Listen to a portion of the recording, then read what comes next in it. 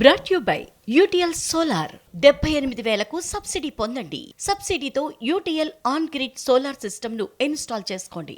Cinema టికెట్ల రేట్లు పెంచబోమని, benefit షోలను అనుమతించబోమని ప్రకటించిన తెలంగాణ సీఎం రేవంత్ రెడ్డికి సిపిఐ రాష్ట్ర కార్యదర్శి రామకృష్ణ అభినందనలు తెలిపారు.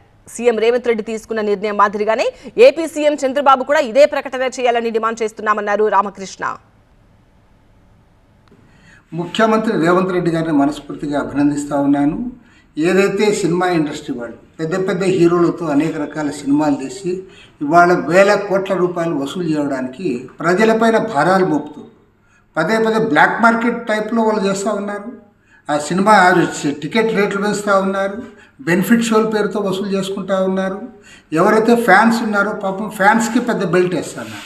నిజంగా ఫ్యాన్స్కి ఏదైనా ప్రిఫరెన్స్ ఉండాలి. ప్రిఫరెన్స్ కాకుండా వాళ్ళ విషయంలోనే వాళ్ళకి ఈరోజు ఎక్కువ చేసే పరిస్థితి వస్తూ ఉంది. ఇది ఏ రకంగా కూడా సమంజసం కాదు. ఎట్టయితే రేవంత్ రెడ్డి గారు తెలంగాణలో చేశాడు, నిర్ణయం చేశారు, అదే పద్ధతుల్లో ఆంధ్ర రాష్ట్ర ముఖ్యమంత్రి చంద్రబాబు నాయుడు గారు కూడా స్పందించాలి.